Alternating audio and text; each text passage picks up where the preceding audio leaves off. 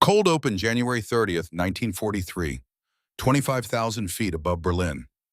The oxygen mask pressed cold against Elliot Thorne's face as he advanced the throttles on his de Havilland Mosquito. Through the Perspex canopy, the German capital spread below like a gray wound across the winter landscape. Smoke from factory chimneys, rail lines converging like veins. And somewhere down there in the Reich Air Ministry, Hermann Goering was speaking into a radio microphone. Eli checked his watch. 11:02 and 40 seconds. 90 seconds. Perry to Thorne. His wingman's voice crackled through the headset. Perry, good pilot, steady. Timing's perfect. He started 60 seconds ago. Copy that. Eli's gloved hand rested on the throttle levers. Dual Rolls-Royce Merlin engines, 1,230 horsepower each, humming with that particular note only a two-stage supercharger makes at altitude. A sound he'd learned to trust more than anything in his life. 3 years ago, he had been 25 years old fixing John Deere tractors in Conrad, Montana. Hands black with grease, boots caked with wheat chaff. The most complicated machine he'd touched was a Model D tractor with a bad magneto. Now he was leading 3 wooden bombers over the heart of Nazi Germany, about to interrupt the Reichsmarshal's broadcast to the German people. Below, the first anti-aircraft shells burst, black flowers blooming 2,000 feet beneath them. The gunners were shooting at their maximum elevation and still falling short. The mathematics were simple. The German 88mm flak gun could reach 26,000 feet. Eli was flying at 25,500, 500 feet of margin. Comfortable. Bandits climbing, 4 o'clock low. Perry again, calm. Eli glanced right. 608, Messerschmitt B, F-109s clawing for altitude, their engines streaming white vapor trails. Methanol water injection, emergency power. They were burning their engines out, trying to reach intercept altitude. They wouldn't make it in time. Eli knew the numbers. He'd calculated them so many times they were burned into his memory like scripture. The BF-109 G6, Germany's latest variant, could climb at 3,100 feet per minute at sea level. But at this altitude in the thin air where his Merlin engines thrived and their single-stage superchargers struggled, their climb rate dropped to maybe 1,800 feet per minute. The German fighters were at 18,000 feet, 7,500 feet below. 4 minutes to climb if they maintained maximum power. If their engines didn't overheat first, Eli would be gone in 90 seconds. Beginning photo run, he transmitted. His navigator, Lieutenant Morrison, a quiet Scot who'd never flown with anyone else, was already working the F-24 camera mounted in the bomb bay. Click, advance, click, advance. The mechanical rhythm of intelligence gathering. Somewhere below in the radio studio, Goering was talking about Luftwaffe invincibility, air superiority over the Reich, the certainty of German victory, and 3 British aircraft built from plywood and balsa wood and furniture factories were flying overhead at 410 miles per hour, and there wasn't a single thing the Luftwaffe could do about it. Eli felt the throttles under his palm, metal worn smooth by use. He thought about Conrad, Montana, population 812, his father listening to the radio in the kitchen, his mother probably baking bread. Would they hear this broadcast? Would they know their son was up here? The German fighters were closer now, still 3,000 feet below. Still too late. Photo run complete, Morrison said. Copy, Perry form on me, heading 270. Let's go home. Eli banked left a gentle 30-degree turn. The Mosquito responded like a thought light and precise. No gun turrets to throw off the balance. No armor plate dragging at the airframe. Just wood and engines and speed. Pure speed. The BF-109s tried to follow. He watched them in the mirror, saw them attempt the turn, saw them fall further behind. At 25,000 feet, with emergency power draining their fuel tanks and cooking their cylinder heads, they had maybe another 3 minutes before they'd have to break off. Eli gave them 90 seconds, then pushed the throttles forward. The Merlin engines responded instantly. 420 miles per hour. The fighters dropped away like stones. This is the story of how a Montana farm boy helped prove that the simplest answer, pure speed, could defeat Germany's most advanced technology. And he did it in an airplane made of wood. But to understand how Elliot Thorne ended up leading bombing raids over Berlin in a plywood aircraft, we need to go back. back to Montana. Back to wheat fields and machine shops, and the day a young mechanic decided that fixing tractors wasn't enough. Back to the beginning. Act 1, From Mechanic to Mosquito. Conrad, Montana. Summer 1938. The wheat stretched to the horizon in every direction, golden under the July sun. Eli Thorne stood in the doorway of his father's machine shop, wiping grease from his hands with a rag that had been white once, maybe 5 years ago. 23 years old, tall, lean from farm work, hands that knew the feel of every wrench in the toolbox. Inside the shop, a Fordson tractor sat with its engine block exposed, cracked cylinder head, third one this season. Eli had ordered the part from Great Falls 2 weeks ago. Still waiting, always waiting. His father, Robert Thorne, worked the wheat farm his grandfather had homesteaded in 1892. 1,200 acres.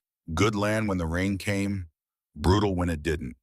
The shop had started as a necessity. When equipment broke, you fixed it yourself or you didn't harvest, and grown into a business. Farmers from 3 counties brought their machinery to Robert Thorne's shop because his son Eli could fix anything with an engine. Anything with an engine. That was the problem, maybe. Eli had rebuilt every tractor model John Deere made, fixed combines and threshers and irrigation pumps. He could diagnose a bad magneto by sound gap spark plugs, by feel set valve timing with his eyes closed. But he'd never worked on anything that flew. The mail plane came through Conrad twice a week, a rattling Stinson Reliant that landed on Henderson's pasture because the town was too small for a real airfield. Eli watched it every time. Watched how the pilot worked the throttle on approach. Listened to the engine note change as he adjusted mixture and prop pitch. Wanted to ask questions but never did because there was always another tractor waiting. September 1st, 1939 changed things. Germany invaded Poland. The news came over the radio in the kitchen, static-filled and distant. Eli's mother, Sarah, stopped kneading bread dough. His father looked up from the farmer's almanac. They listened to the broadcaster describe tanks and dive bombers and the Polish army falling back. "It's happening again," Robert said. He'd been too young for the last war, but his older brother hadn't come home from France. "We'll stay out this time. Have to." But Eli heard something else in the broadcast. Aircraft. Hundreds of them. Messerschmitt fighters and Junkers bombers and Stuka dive bombers. An entire war fought in the air. He went back to the shop and stared at the Fordson's engine block. Suddenly it seemed very small. The decision took a year. Not because Eli was uncertain, because he was methodical. A mechanic doesn't make changes without understanding the system. So he read everything he could find about aircraft engines, ordered manuals from the Wright Aeronautical Corporation, studied radial engines and inline engines and supercharger systems, learned that a Rolls-Royce Merlin produced the same horsepower as 20 Model D tractors. By summer 1940, France had fallen. Britain stood alone. The newspapers showed photographs of Spitfires and Hurricanes dogfighting over the English Channel. And Eli knew. He told his parents over dinner on a Thursday evening in August. Pot roast, potatoes, the table where he'd eaten every meal for 23 years. "I'm volunteering for the RAF," he said. "Royal Air Force. They're taking Americans. Eagle squadrons, they call them." His mother's fork stopped halfway to her mouth. His father looked at him for a long moment, then nodded once. "The tractor business, that important to you?" "No, sir." "Thought so." Robert Thorne cut another piece of meat. "When do you leave?" "2 weeks. Train to New York, then ship to England." Sarah Thorne put down her fork. Her hands were shaking. "You're a mechanic, Elliot, not a soldier." "I'll be a mechanic there too, Mom. Aircraft mechanic. That's how it starts." "And then—" Eli met her eyes. "And then we'll see." She didn't cry. The Thorne family didn't cry at the dinner table. But she excused herself and went to the kitchen, and Eli heard the water running in the sink for a long time. His father reached across the table, gripped his shoulder once. "Your Uncle James died at Belleau Wood. Never saw it coming. You keep your eyes open, Eli. Always." "Yes, sir." "And come back." "Yes, sir." 2 weeks later, Eli Thorne stood on the platform at Conrad Station with a single canvas duffel bag. His father shook his hand. His mother hugged him and pressed a small Bible into his palm. The Great Northern Railway locomotive hissed steam impatient. "Right," Sarah said. "Every week." "You promise?" "I promise." The train pulled away. Eli watched Conrad shrink behind him, the grain elevator and the water tower and the machine shop getting smaller until the wheat fields swallowed them. He turned his face forward toward New York, toward the Atlantic, toward England, toward whatever came next. Liverpool, England, October 1940. The city was burning, not dramatically, not like the newsreels, just quietly, persistently burning from the Luftwaffe raid 3 nights before. Smoke still rose from warehouse districts. Firefighters still worked in the rubble. The smell of it, charred wood and brick dust, and something else Eli didn't have a name for, hung over everything. He'd crossed the Atlantic on a merchant ship and convoyed 12 days of gray water and U-boat alerts, landed in Liverpool with 200 other American volunteers, farm boys and mechanics, and college students who'd decided neutrality wasn't enough. The RAF training depot was at Cardington, north of London. Eli spent 6 weeks learning to march salute and pretend he cared about military discipline. Then they tested the volunteers: mechanical aptitude, mathematics, reaction time, spatial reasoning. "You're a mechanic." The RAF officer looked at Eli's file. "Yes, sir. Farm equipment mostly." "Ever work on aircraft?" "No, sir, but I learn fast." The officer made a note. "We need aircraft mechanics more than we need pilots, Thorne. You understand that?" "Yes, sir. But you want to fly." It wasn't a question. Eli didn't answer. The officer smiled slightly. "Everyone wants to fly. We'll start you on ground crew. If you're good enough, we'll see about flight training." "Fair." "Yes, sir." Dismissed. Eli spent the winter of 1940 to 41 at RAF Duxford, maintaining Spitfires and Hurricanes. He learned the Merlin engine like a new language. Learned that British mechanics measured clearances in thousandths of an inch, called wrenches spanners, and drank tea with every meal. Learned that combat aircraft came back with bullet holes and blood, and sometimes didn't come back at all.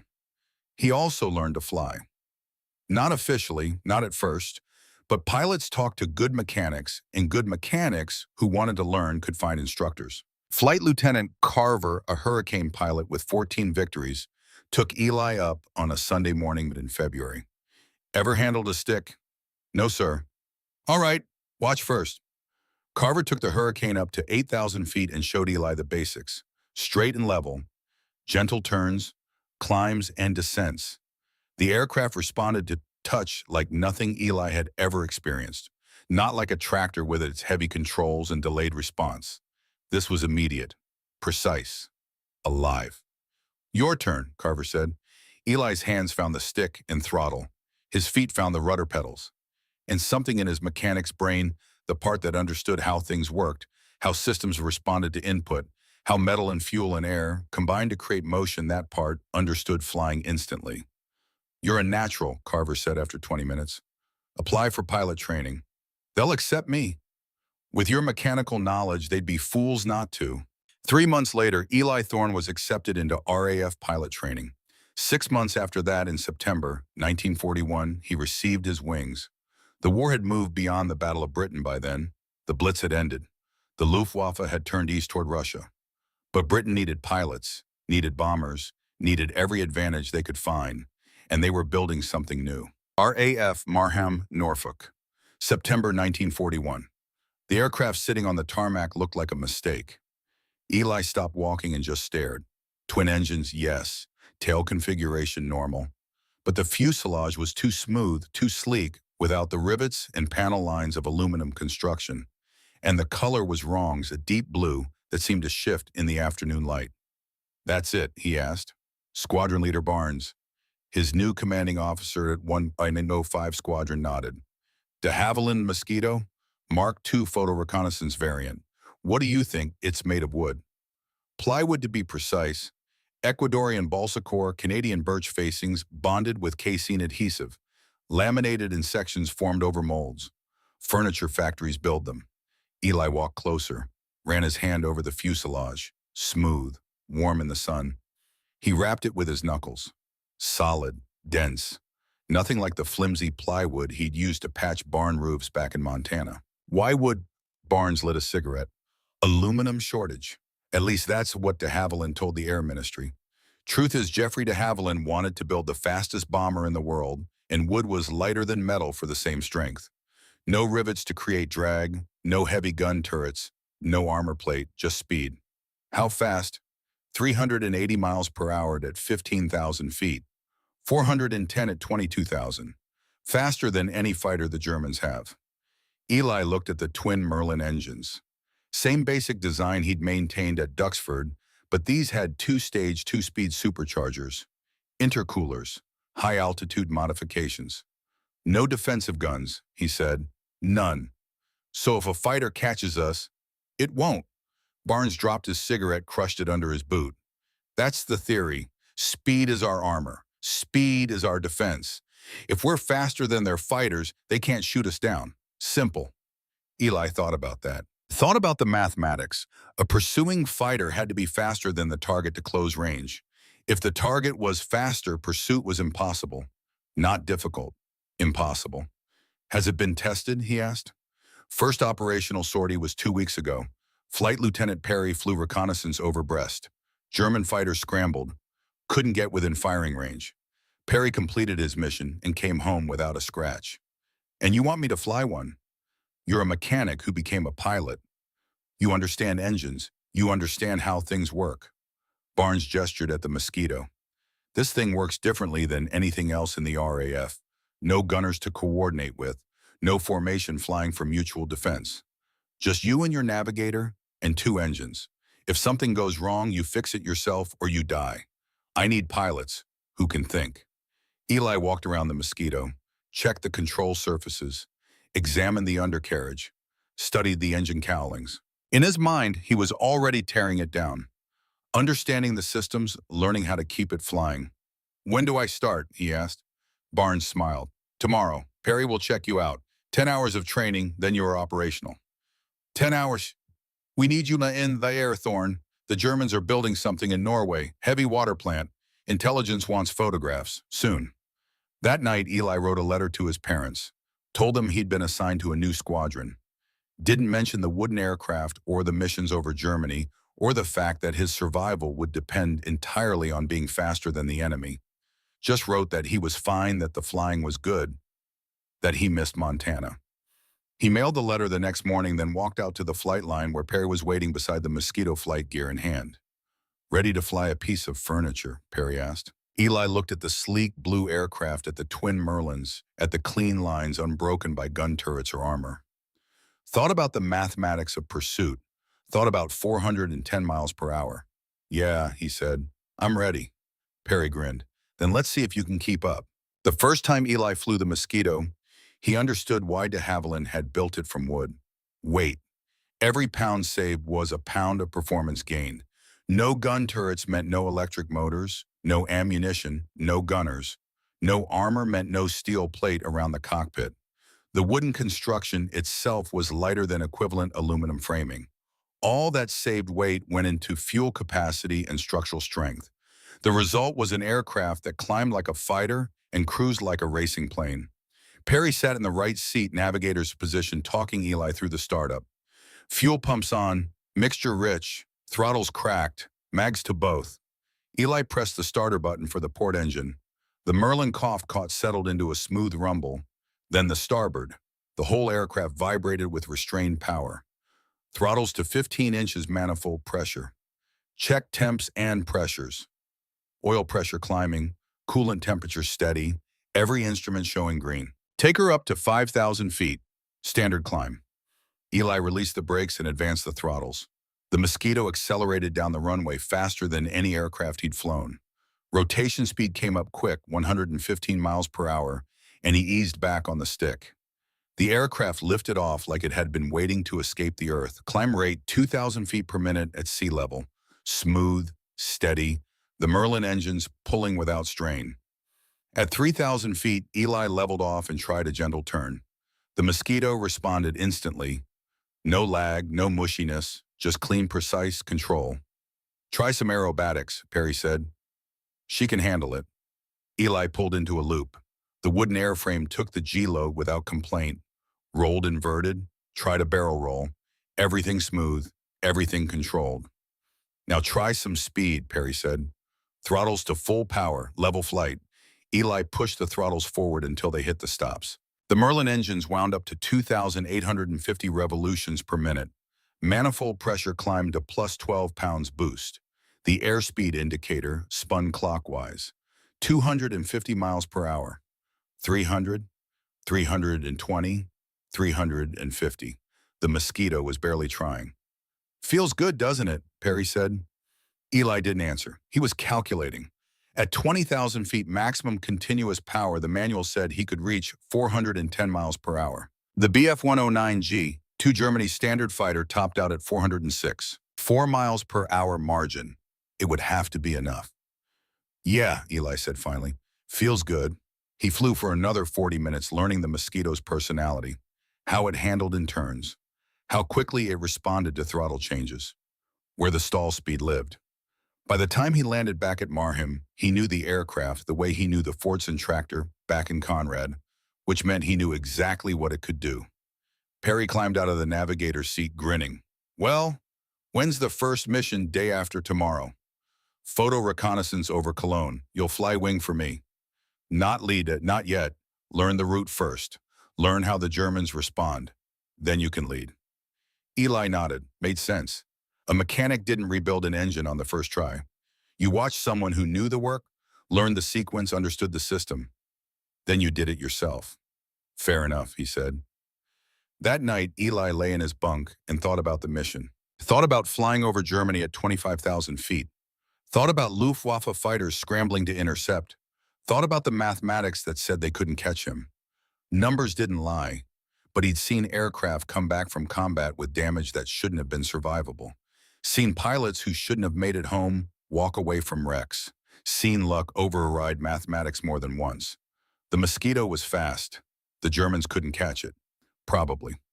Outside, the wind picked up across the Norfolk airfield. Somewhere in the darkness, mechanics were prepping aircraft for tomorrow's missions. Fueling, arming, checking systems. The same work Eli had done at Duxford now being done to the aircraft that would keep him alive. He closed his eyes and tried to sleep, but his mind kept running the numbers. 410 miles per hour versus 406. 4 miles per hour margin between survival and death. It would have to be enough. Over the following year, Eli flew his aircraft into the teeth of German defenses 14 times. Each mission taught him something new about the Mosquito, about the enemy, about himself. Each mission proved the mathematics correct. By September 1942, he'd earned his place as lead pilot. The training was over. Now came the real test. Act 2 of The Impossible Chase, September 17, 1942, first combat mission. Eli Thorne sat in the left seat of Mosquito W4051 watching the English Channel pass beneath at 12,000 feet. Perry flew lead in the aircraft ahead 200 yards off the port wing. The target was Cologne Industrial Center Rail Hub, deep inside Germany. Their job was simple: photograph the damage from last night's heavy bomber raid. Get in, get the pictures, get out, simple. Not easy. Morris and his navigator worked the map in the right seat, a thin Scot, 32 years old, who spoke maybe 20 words per mission. But those 20 words were always the right ones. Turn starboard, heading 115. 3 minutes to German coast.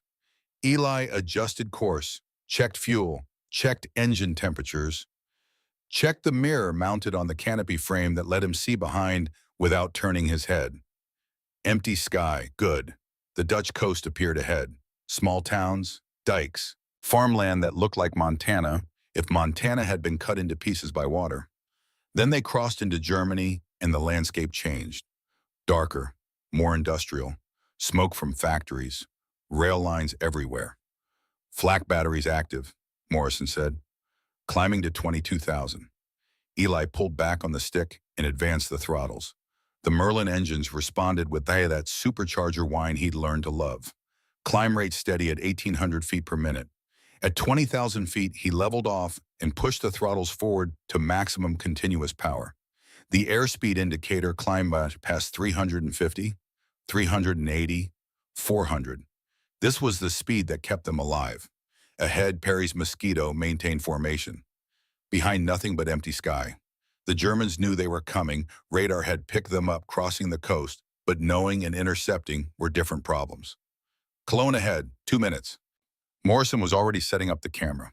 The city appeared through scattered clouds. The cathedral spire first, then the rail yards, then the industrial districts along the Rhine. Smoke still rose from last night's bombing. Whole blocks burned out. But the factories were running. The Germans were resilient. You had to give them that. Photo run beginning. Eli held the aircraft steady. Morrison worked the F-24 camera. Click, advance, click, advance. Below anti-aircraft fire started. Black burst at 18,000 feet. Too low. Always too low. Run complete. Coming to heading 270.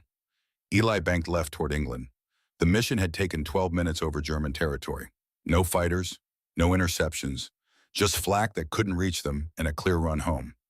Perry's voice came through the radio. Good work, Thorne. Clean run. Copy that. But Eli felt something unexpected as they crossed back over the channel. Not relief, not satisfaction, disappointment. He'd trained for combat, expected to be tested. Instead, they'd flown over Germany like tourists, taken their photographs, and left. The Luftwaffe hadn't even tried. Back at Marham, he said as much to Perry during debriefing. Perry smiled. Give them time. They're still figuring out what we are. When they do, he didn't finish the sentence. 2 days later, Eli found out what Perry meant. September 19th, 1942, 27,000 feet above Berlin. This time, Eli was flying lead. The mission was deep reconnaissance photograph, the Reich Chancellery, the Air Ministry, the rail yards serving the Eastern Front. Maximum range sortie. 3 hours, 40 minutes total flight time. And Berlin had better defenses than Cologne. Much better. They crossed into German airspace at 0830 hours, climbed to 27,000 feet, where the air was thin and cold, and the Merlin engines with their 2-stage superchargers maintained full power, while single-stage German fighters struggled. Berlin in 10 minutes, Morrison said. Eli checked the mirrors, still empty. But his instincts, those mechanics' instincts that understood systems and patterns, told him this time would be different. Berlin was the capital, the heart of the Reich. They wouldn't let a British aircraft fly over without response. Bandits, 5 o'clock high. Morrison's voice was calm, but Eli's heart rate jumped. Jahan. He checked the mirror. There. 6,000 feet above and behind, 4 aircraft diving to intercept.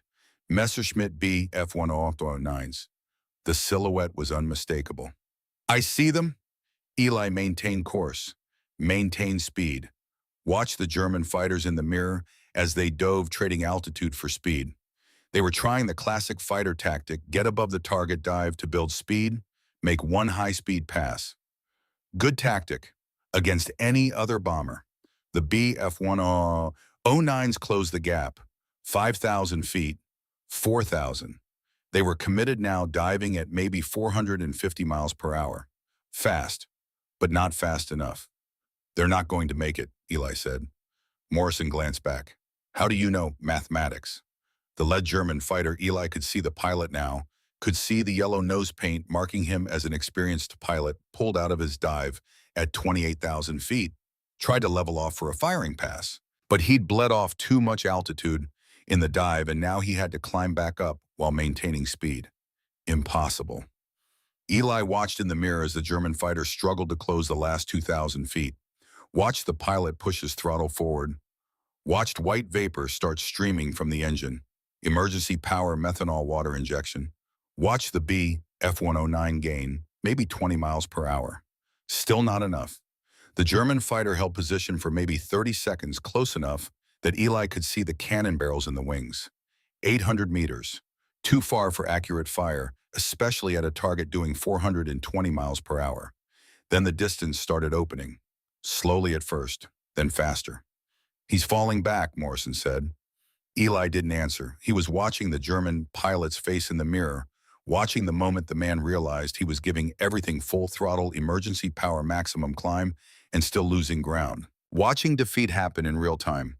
The BF-109 fell back to 1,000 meters, 1,500 meters, 2,000 meters.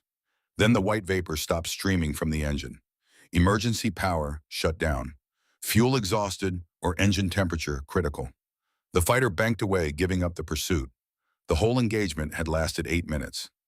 Eli checked his own engine temperatures. Normal. Fuel consumption, normal. The Merlin engines were barely working. Continue to target, he said.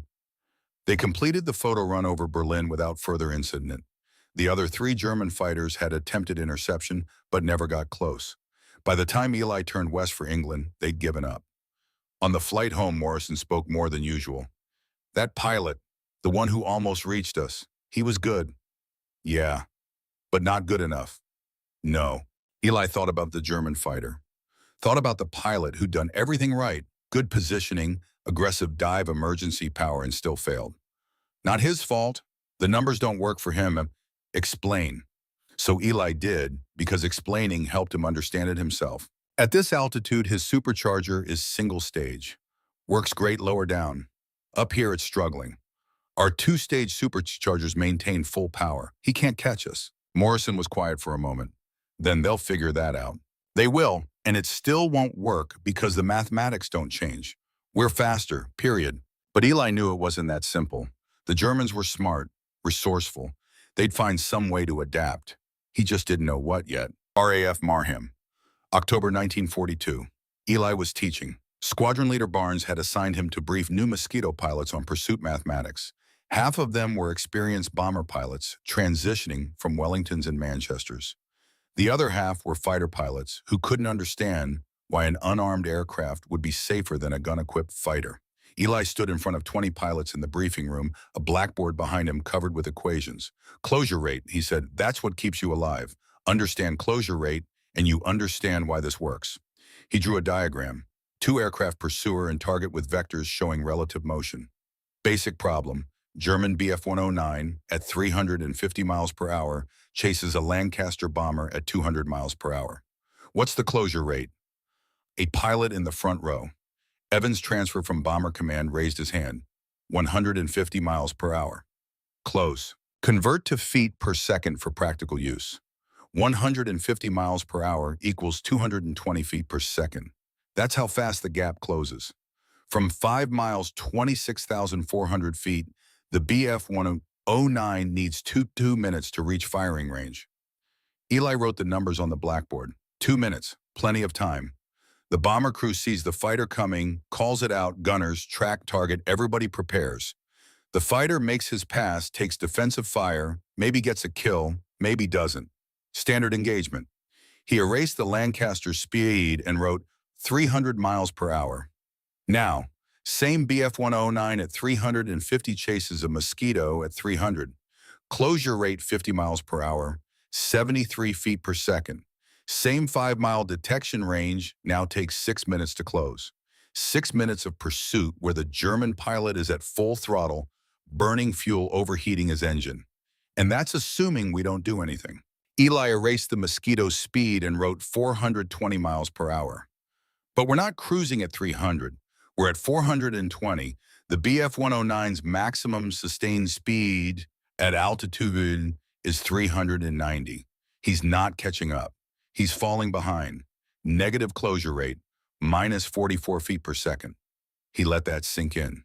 Which means no matter how good the German pilot is, no matter how perfect his tactics, he cannot catch us. The mathematics don't allow it. Physics doesn't negotiate. A pilot in the back row spoke up. Bennett, fighter pilot with 12 victories. What if they dive on us trading altitude for speed? Good question. In a deal with Bf-109 can reach 450, maybe 470 miles per hour. Temporarily, but he's losing altitude doing it and we're not. He gets 1 pass, maybe 2 if he's lucky. Then he's below us out of energy and we climb away. He can't follow. What about their new fighters, the Focke-Wulf 190? Faster at low altitude, 500 feet, the FW-190 can do 400 miles per hour. But at 25,000 feet, it's slower than the 109. We don't fly at 500 feet. Evans raised his hand again. So we're invincible. Eli paused. This was the important part, the part that kept pilots alive. No, we're invincible against fighters, not against everything. Mechanical failure can kill you. Navigation error can kill you. Weather can kill you. Getting cocky and flying too low can definitely kill you. But as long as you stay high, stay fast, and keep your engines running, no German fighter can touch you. He tapped the blackboard. These numbers are your armor. Learn them, believe them. When you're over Germany and you see fighters climbing towards you, remember they have to catch you. And they can't. The briefing ended. Pilots filed out, some convinced, some skeptical. Eli stayed behind, staring at the equations on the blackboard. Morrison appeared in the doorway. Good brief. Thanks. You believe it that we're untouchable. Eli thought about the German pilot who chased him over Berlin. Thought about the moment the man realized he couldn't win. Thought about the mathematics that made it inevitable. Yeah, he said, I believe it. The Germans will too, eventually. Eventually. But Eli wondered how long eventually would take. How many times would they try before accepting that some problems couldn't be solved with better tactics or braver pilots? He found out faster than expected. November 1942. The intelligence reports started coming in. German command had formed specialized fighter units, Jagdgeschwader 25 and Jagdgeschwader 50, dedicated exclusively to intercepting high-altitude fast raiders. Translation: dedicated to stopping the Mosquito. They'd assign their best pilots, equip them with modified Bina F-109, G-6 fighters featuring MW-50, methanol water injection that boosted power to 1,800 horsepower. Develop new tactics, pre-position fighters along known routes, climb to altitude. Before the Mosquitoes arrived, it attempt intercept from ahead instead of behind. On paper, it looked formidable. In practice, it didn't matter. Eli flew his 15th mission on November 12th. Reconnaissance over Kiel. JG-25 scrambled 8 fighters. They were already at altitude when he arrived, positioned perfectly along his route. The German flight leader, his name was Wilhelm Junen, Eli learned later from intelligence reports, executed the interception flawlessly and still failed. Eli saw them ahead, saw 8 Bf-109s in formation at 28,000 feet, already positioned. Head-on intercepts smarter than diving from above. They'd learned. Saw them turn toward him, accelerating to maximum power. White vapor streaming in all 8 running emergency boosts simultaneously. The closure rate was better this time, maybe 60 feet per second. They'd positioned perfectly to minimize chase time. But 60 feet per second still meant 3 minutes to firing range. Eli held course for 30 seconds, letting them commit. Then he did something they didn't expect, turned 30 degrees starboard. Not hard, just enough. At 420 miles per hour, the Mosquito turned smoothly. The Bf-109s, heavy with fuel for the long intercept, couldn't match the turn radius without bleeding speed. The gap opened. Jonan tried for 4 minutes. Eli watched in the mirror as the German formation fell further and further behind their engines, cooking their fuel gauges, dropping toward critical. Then they broke off. Had to. They were already pushing fuel range to the limit. Eli completed his mission and returned to England. That night, he wrote a letter to his parents. Dear Mom and Dad, I'm well. The flying is good. We have a new aircraft that's faster than anything the Germans can field. And I'm learning that sometimes the best defense isn't guns or armor, but just being somewhere the enemy can't reach. It makes me think about the shop. Remember when we had that argument about whether to buy the new lathe or keep fixing the old one? You said sometimes you spend more money fixing something that's fundamentally limited than you would buying something designed right from the start. The Germans are trying to fix their fighters to catch us, but their fighters were designed for different work. No amount of fixing will change that. We're designed for one thing: going fast, and we do it better than anything in the sky. I miss Conrad, miss the shop, miss hearing the wheat rustling at night, but I'm doing good work here. Love, Eli. He mailed the letter the next morning. 3 weeks later, his mother wrote back. Short letter. Said his father was proud, said the harvest had been good, said they listened to the radio every night, wondering if he was flying somewhere over Europe, said to come home safe. Eli kept the letter in his flight jacket pocket. Touched it sometimes before missions like a talisman. Reminder of what he was fighting for. But the fighting, if you could call it that, was getting easier. By December, JG-25 had attempted 43 interceptions. 0 successful engagements. The specialized unit was failing at its only job. Intelligence reports showed German frustration. Radio intercepts caught pilots arguing with ground controllers. We can't catch them. Stop sending us up. One report, translated from a captured German flight leader, summed it up. You might as well order us to catch the wind. The Mosquito had become a ghost, visible but untouchable. And the Germans were running out of ideas. But Eli knew they wouldn't give up, couldn't give up. Berlin was being photographed weekly. German industry was being monitored constantly. Every Mosquito sortie proved that German air superiority was a lie. That kind of humiliation demanded response. And the ultimate response was coming. Barnes called Eli into his office on December 28th. Special mission, he said, January 30th. Berlin. Very specific timing required. What's the target? Barnes handed him a folder. Inside was a schedule, a radio broadcast schedule. Hermann Goering, Reichsmarshal of the Luftwaffe, would be addressing the German people on the 10th anniversary of the Nazi rise to power. Subject: German air superiority, Luftwaffe invincibility. We're going to interrupt him, Barnes said. Eli looked at the timing. 11:03 a.m. exact. You want us over Berlin while he's speaking? Precisely. 3 aircraft, photo run over the city center. The broadcast is on every radio in Germany. We want them to hear his speech and look up and see British bombers that his Luftwaffe can't touch. Eli thought about the propaganda value, thought about what it would do to German morale, thought about what it would do to Goering's reputation. Who's leading? Oh, Barnes smiled. You are. Perry will fly wing. You'll have one more. Your choice on who. Morrison navigates for me. Of course, I boss. Eli looked at the schedule again. January 30th, 4 weeks to prepare. What's the catch? JG-25 will know we're coming. They'll have every fighter they can spare in the air. This won't be a quiet reconnaissance run. This will be them throwing everything they have at you. And if they catch us, they won't. We've proven it works. Barnes used Eli's own words. But if something goes wrong, mechanical failure, navigation error, anything, you'll be over Berlin, surrounded, alone. No rescue, no support. Eli nodded slowly. Understood. You don't have to take this mission, Thorne. It's volunteer only. But Eli was already standing up, already planning the route, already thinking through fuel calculations and timing and the exact moment they'd cross into German airspace. I'll do it, he said, because this was what the Mosquito was built for. Not just reconnaissance, not just speed, humiliation. Good. Briefing is January 28th. Full details then. Barnes stood, extended his hand. This will be the most important mission you've ever flown. Eli shook his hand. Yes, sir. Outside, the winter wind blew across Norfolk.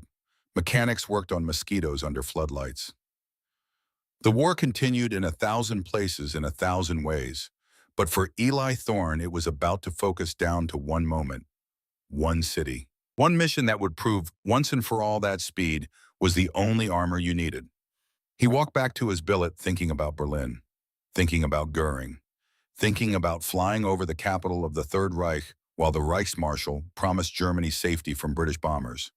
It would be the perfect mission. Or it would be his last. Either way, the mathematics said he'd make it, and Eli Thorne believed in mathematics. Act 2, Operation Humiliation, January 28, 1943. Briefing room, RAF Marham. Eli stood at the front with Barnes. Behind them, a large map of Europe with a red line drawn from Norfolk across the North Sea, across Holland, directly to Berlin. Straight line, no deviations. Maximum statement. 20 pilots filled the room. Only 3 would fly the mission. The others needed to understand what was at stake. January 30th, Barnes said, 10 years since Hitler took power. Goering will speak on radio at 1100 hours. Subject: Luftwaffe superiority, German air defenses, the invincibility of the Reich. He paused. We're going to prove him wrong, in real time, on live broadcast. Barnes gestured to Eli. Captain Thorne will lead. Perry flies wing. Lieutenant Morrison navigates for Thorne. Lieutenant Davidson navigates for Perry. Flight Lieutenant Webb will fly the 3rd aircraft with Navigator Thompson. 3 Mosquitoes, photo reconnaissance. Timing is critical. We cross Berlin at precisely 11:03. Eli stepped forward, pointed to the route. We take off at 0700 hours, low altitude across the North Sea to avoid radar. Climb to operational altitude at the Dutch coast. Cross Germany at 25,000 feet. Berlin is 2 hours 40 minutes from takeoff. We'll have a 4-minute window over the target. 4 minutes, someone asked? Goering's speech is scheduled for 15 minutes. We want to be visible for the middle portion. Maximum impact. 4 minutes over Berlin, then we turn west and run for home. Perry spoke from the front row. JG-25 will be waiting. Yes, intelligence says they'll have 16 fighters in the air. Maybe more. They know we're coming, they monitor our radio traffic, track our patterns. They'll position fighters along the route and over Berlin. And we're still going. Eli looked at the assembled pilots. Because they can't catch us. We've proven it repeatedly. At 25,000 feet, maximum sustained speed for a BF-109 is 390 miles per hour. We'll be doing 420. They'll scramble, they'll try, they'll fail, same as always. Barnes stepped forward. Except this time the entire German nation will be listening. When Goering promises them safety, they'll hear our engines overhead. When he talks about Luftwaffe superiority, they'll see British aircraft photographing their capital. The propaganda value is incalculable. Silence in the room.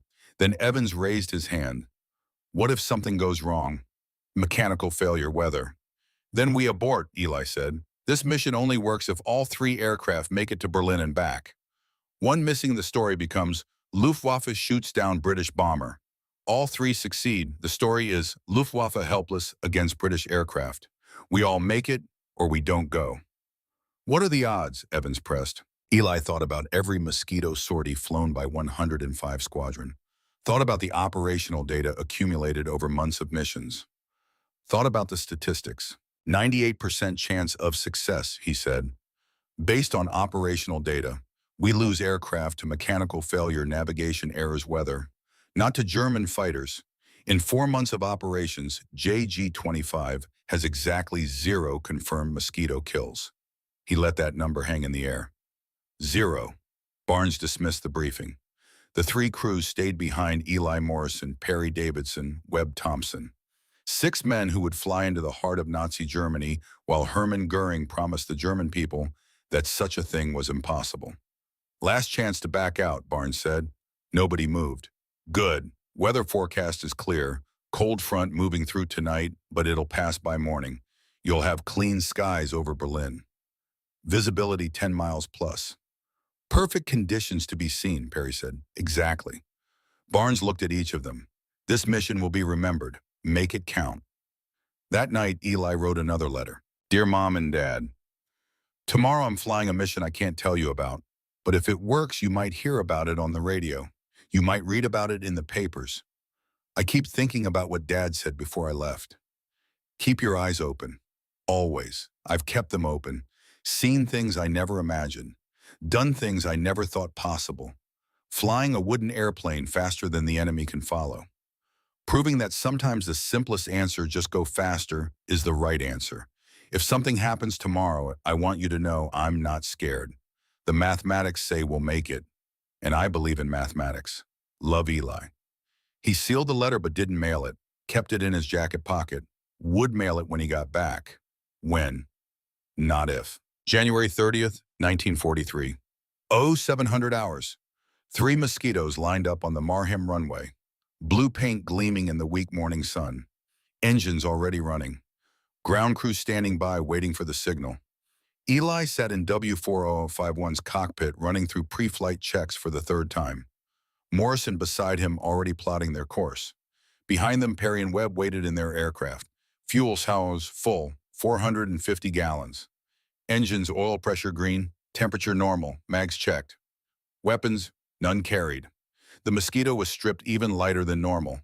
No bombs, just cameras and fuel, maximum speed, maximum range. Eli checked his watch, 0658, 2 minutes. He thought about Conrad, Montana, wondered if his parents were awake, wondered if they were listening to the radio, wondered what the winter wheat looked like under snow. Then he stopped wondering, put Montana away, focused on Berlin. The tower light flashed green. Eli released brakes and pushed throttles forward. W4051 accelerated down the runway, Morrison calling speeds. 80 knots, 100, 115. Rotate. Eli pulled back and the Mosquito lifted into cold English air. Perry followed 30 seconds later. Then Webb. 3 wooden aircraft climbing into morning sky. They flew north first, out over the North Sea, descending to 500 feet to stay under German radar. The water passed beneath gray and restless. At 0800 hours, they turned east. Dutch coast in 40 minutes, Morrison said. Eli maintained formation, 3 aircraft in loose spread separated by 500 yards, close enough to support each other visually, far enough that fighters couldn't engage all 3 simultaneously. The minutes passed. Eli monitored fuel consumption, engine temperatures, watched the horizon for German patrol aircraft, saw nothing but empty sky and empty ocean. At 08:37, the Dutch coast appeared. Morrison called the turn. Heading 115, begin climb. Eli pulled back on the stick and advanced throttles to climb power. The mosquitoes rose together, leaving the wave tops behind, climbing through 10,000 feet, 15,000, 20,000. At 25,000 feet, they leveled off, and Eli pushed to maximum continuous power.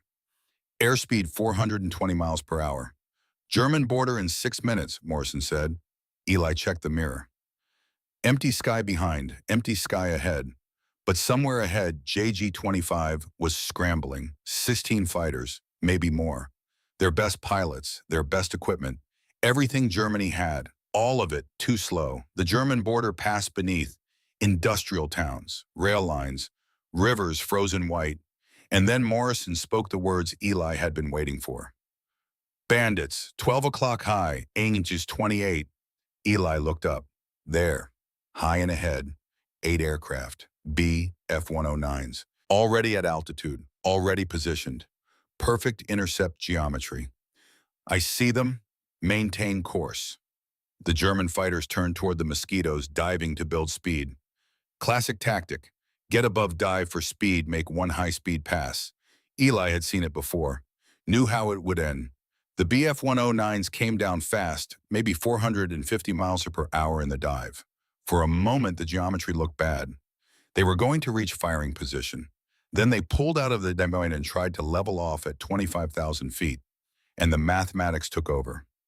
The German fighters had traded altitude for speed, but they couldn't maintain that speed in level flight. Their engines, their airframes, their fundamental design, everything worked against them. The moment they leveled off, they started slowing down. 390 miles per hour. Eli was doing 420. The German flight leader, Eli, assumed it was Jonan, the man who chased him in September, tried anyway. Pushed his throttle to emergency power. White vapor streamed from his engine. Methanol water injection giving him maybe 20 more horsepower, 20 more miles per hour. Still not enough. Eli watched in the mirror as the Bf-109 held position for 30 seconds at 800 meters range. Too far for effective fire. The German pilot probably knew it. Probably didn't care. He was trying anyway because what else could he do? Then the distance started opening. Slowly, inevitably. 900 meters, 1,000, 1,500. The white vapor stopped. Emergency power exhausted. The Bf-109 fell back. Bandits breaking off, Morrison said. Eli didn't respond. He was watching the other 7 German fighters, watching them realize what their leader had already learned. Watching them abandon the chase one by one, turning away because pursuit was pointless. And he felt something unexpected. Not triumph, not satisfaction. Pity. These were good pilots doing everything right and failing because the problem they'd been given had no solution. You can't catch something faster than you are, not with courage, not with skill. The mathematics don't care about courage. Berlin in 10 minutes, Morrison said. Eli pushed the thought away, focused forward. The city appeared ahead, gray and vast under winter sun. The rail yards, the government district, the Reich Chancellery, and somewhere in a radio studio, Hermann Goering was speaking. Time check, Eli said. 11:02 and 30 seconds. Perfect. Eli led the formation over Berlin at exactly 11:03. Morrison worked the camera. Below, anti-aircraft fire started, shells bursting at 20,000 feet, 5,000 feet too low. The gunners couldn't reach them. Nobody could reach them. And on every radio in Germany, Goering was talking about Luftwaffe's superiority. Eli wondered if people were looking up. Wondered if they could see 3 British aircraft flying over their capital in broad daylight. Wondered what they thought when they realized the Reichsmarshal's promises were empty. More German fighters appeared. 6 more Bf-109s climbing from the south. Too late, too low. The photo run was already complete. Morrison secured the camera. Coming to heading 270, Eli transmitted. Form on me. He banked left. Perry followed. Webb followed.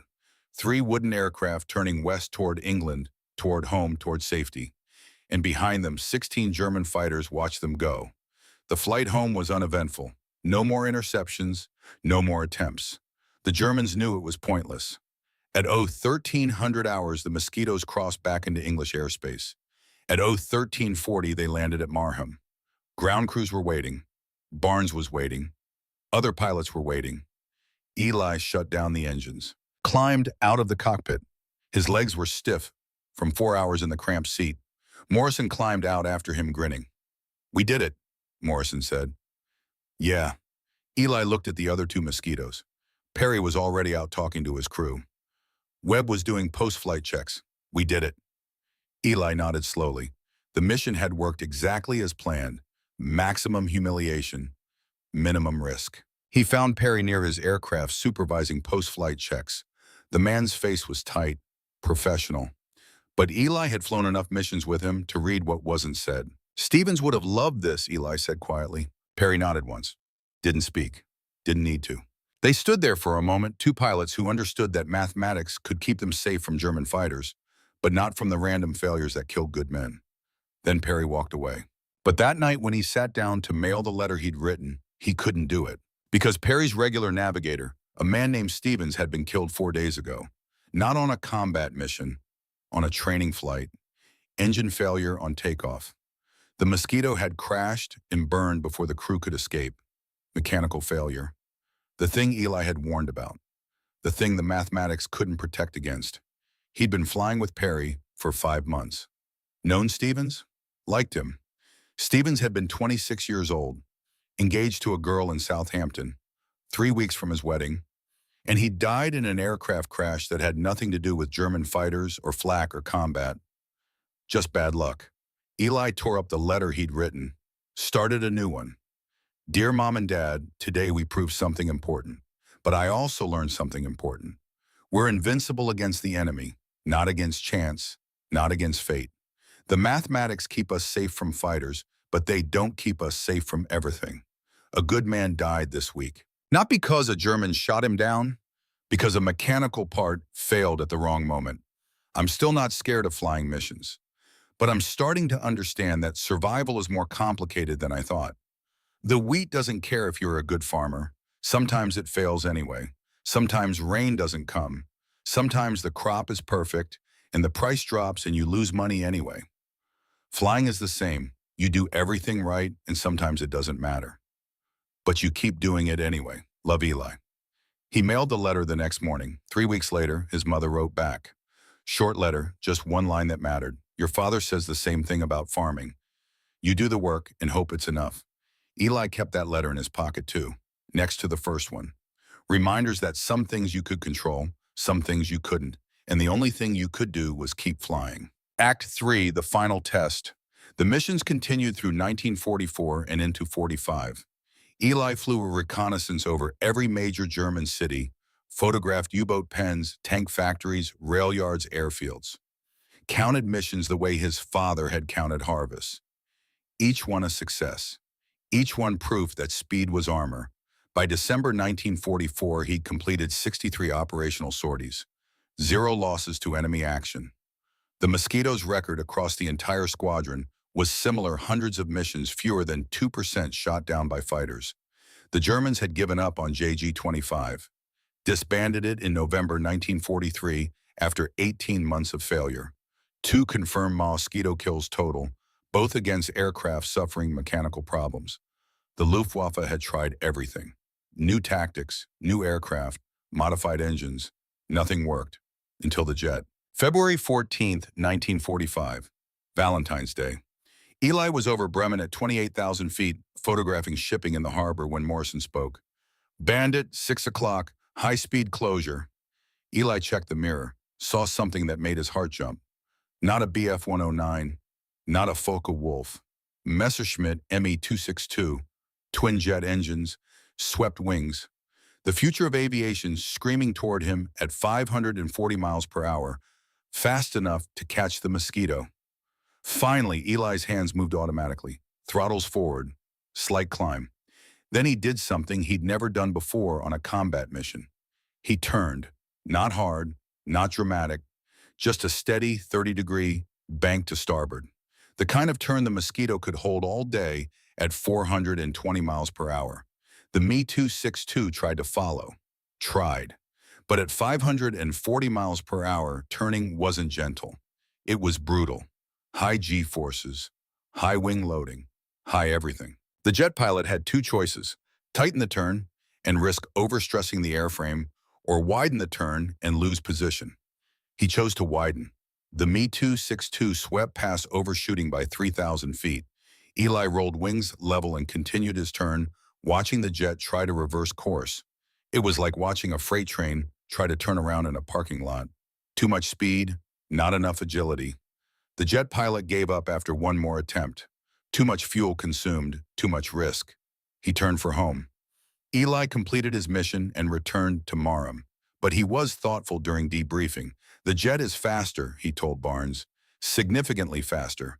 If they solve the turning problem, if they figure out how to use that speed effectively. They won't, Barnes said. Intelligence says the Me-262 has terrible engine reliability. 25 hours between overhauls. Fuel consumption that limits operational time to under an hour. And they only built a few hundred before the war turned against them. But if they'd had more time, Barnes shrugged. Doesn't matter, they didn't. The Mosquito did its job, proved speed was viable defense, forced Germany to develop countermeasures they couldn't deploy in time. From a strategic perspective, this aircraft won its war. Eli thought about that, thought about the 3 years he'd been flying Mosquitoes, thought about the hundreds of German fighters that had tried and failed to catch him, thought about the simple mathematics that had kept him alive. Yeah, he said, I guess it did. April 28, 1945. Eli's final combat mission. The war was ending. Everyone knew it. Soviet forces were in Berlin. American forces had crossed the Rhine. German resistance was collapsing everywhere. But there were still reconnaissance missions to fly, still intelligence to gather, still work to do. Eli took off from Marham at 0700 hours. Solo mission. Just him and Morrison. Target was Hamburg. Photographed the harbor count ships, assessed bomb damage. Routine.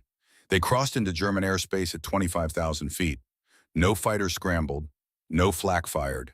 The German air defense network had collapsed. Fuel shortage, ammunition shortage, pilot shortage, everything shortage.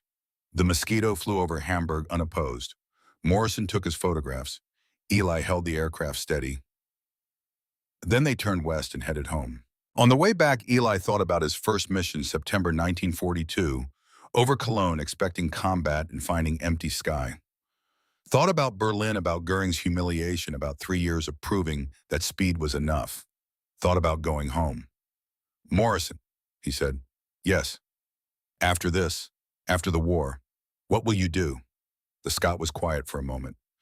Go back to Aberdeen, teach mathematics at the university. You, Montana, farm, maybe run the machine shop. You'll miss flying. Yeah, but not the war. No, not the war. They landed at Marham at 1100 hours, Eli's 67th operational mission, his last. 8 days later, Germany surrendered. Epilogue. The Wooden Legacy. The ship carrying Eli Thorne home to America left Southampton on June 15, 1945. He stood at the rail watching England recede behind him, thinking about the 3 years he'd spent flying over Europe in a wooden aircraft. 67 missions, 0 losses to enemy action. The numbers told the story. Across the entire Mosquito force, 7,800 aircraft built during the war, fewer than 100 had been shot down by German fighters, less than 1.5%. The wood had proven stronger than steel because it flew faster. Simple mathematics. Back in Conrad, Montana, his parents were waiting. His father had kept the machine shop running. The wheat farm had survived. Life had continued. Eli wondered if he could go back to fixing tractors after flying Mosquitoes. Wondered if throttles and altitude and speed would haunt him. But he went back anyway, because that was the deal. You go to war. Then you come home. Conrad, Montana. Summer 1945. The machine shop looked exactly the same. Same tools, same smell of grease and metal, same Fordson tractor with the cracked cylinder head that had been waiting for parts when Eli left. He fixed it in 2 hours. His father watched from the doorway. You got faster. Yeah. Learned things in England. Yeah. Robert Thorne nodded, didn't ask questions. Didn't need to. His son had gone to war and come home. That was enough. Eli worked the shop for 22 years, fixed tractors and combines and irrigation pumps, got married to a school teacher named Ruth, had 2 children, lived a quiet life. But sometimes on clear days when the wind came from the west, he'd stop work and look at the sky. And he'd think about flying at 25,000 feet, watching German fighters fall behind, knowing that mathematics and wood and speed had kept him alive. 1967. A historian came to Conrad researching World War II aviation, found Eli's name in RAF records, drove out to the farm for an interview. Captain Thorne, what was the secret? How did you survive 67 missions? Eli thought for a long time. Then, we didn't try to be perfect. We tried to be fast enough. That was all we needed. The Germans built better fighters. They built more complicated fighters, not better. Better means it does what you need. We needed to go fast and take pictures and come home. The Mosquito did that better than anything they had. Did you ever feel invincible? No, I felt fast. There's a difference. The historian scribbled notes. What do you want people to remember? Eli looked out at the wheat fields, thought about the farm, the shop, the aircraft, the war. That sometimes the simplest answer is the right answer. Don't fight the enemy's fight, fight yours. We fought with speed. They couldn't catch speed, we won. 1989. The Montana Aviation Museum opened in Great Falls. Centerpiece of the collection, a de Havilland Mosquito on loan from the RAF Museum in London. Eli attended the dedication ceremony. He stood in front of the aircraft's sleek blue wood twin Merlins, the same basic design as W4051, and ran his hand over the fuselage. Warm, smooth, familiar. School children toured the museum, asked questions. Is it really made of wood? Was it fast? Were you scared? Eli answered honestly. Yes, every time. But you kept flying. The mathematics said I'd make it, and I believed in mathematics. They dedicated a display case to his service. Flight jacket, logbook, letters from his parents, photographs. A plaque that read, Captain Elliot Eli Thorne, 67 combat missions, 0 enemy losses, proves speed defeats complexity. Eli looked at the plaque and smiled. Mathematics reduced to 12 words. Seemed about right. 2001, January. Elliot Thorne died at home in Conrad, Montana at age 87, heart failure. Quick, painless. The way mechanics preferred everything working fine until it suddenly wasn't. The funeral was scheduled for January 15th. Small service, family, friends, local veterans. But on the morning of the funeral, something unexpected happened. A mosquito appeared over Conrad. Nobody knew where it came from. Later, they learned that RAF veterans in England had arranged it, found one of the few still-flying examples, shipped it to America, had a pilot bring it to Montana. The wooden aircraft flew over Conrad at 500 feet, engines rumbling with that distinctive Merlin sound, circled once over the cemetery, then climbed west toward the mountains and disappeared. People watching said it was the most beautiful thing they'd ever seen. Eli would have appreciated the mathematics. One last flight. One last proof that wood and speed could still inspire wonder. The memorial plaque at the Montana Aviation Museum was updated after his death. Added a quote from Hermann Goering, translated from the original German, "It makes me furious when I see the mosquito." The British knocked together a beautiful wooden aircraft that every piano factory builds, and they give it a speed which they have now increased yet again. What do you make of them? Below that, a simple answer: we made history. Captain Elliot Thorne proved what his father had always known, that simple solutions executed well beat complicated solutions executed poorly. That speed is armor if you're fast enough. That wooden aircraft built in furniture factories could defeat the most advanced air force in the world.